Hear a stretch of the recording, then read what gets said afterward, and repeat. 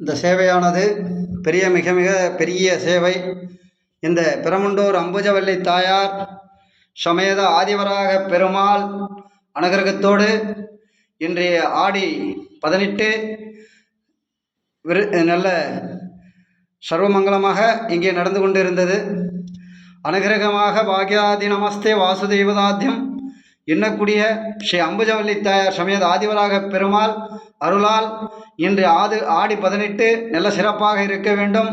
அது மட்டுமல்ல, நோய் நொடி இல்லாமல் எல்லாம் வாழ்க வளமுடன் இருக்க வேண்டும் என்று ஸ்ரீ பகவான் ஸ்ரீ கிருஷ்ணனை வேண்டிக் கொள்கிறோம்.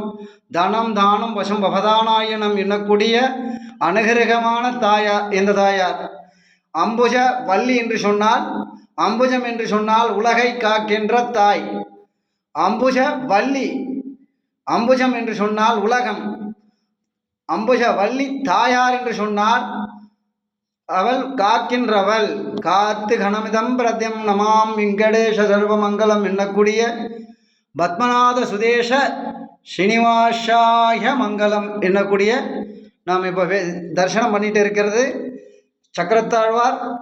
இந்த திருக்கையில் சக்கரத்தாழ்வாரை வணங்கி கொண்டு அப்படியே நாம் பார்த்தோம் என்று சொன்னால் திருமுகத்தை காட்டுகின்றோம்.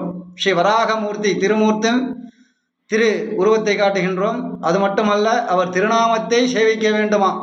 பகவான் தனம் தானம் என்னக்கூடிய ஆண்டாள் நாச்சியாரை சேவிக்கின்றோம். ஆண்டாள் வணங்கி கொண்டிருக்கிறார்.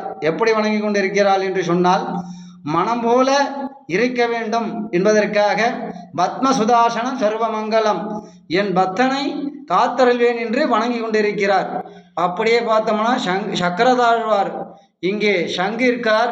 சகரதோத சர்வமங்களா எண்ணக்கூடிய ஆண்டாளை நாம் சேவிக்கின்ற பொழுது எப்படி நமக்கு பிரதமம் வருகின்றதோ அதுபோல் அவள் திருவடியை நாம் சேவிக்க வேண்டுமா.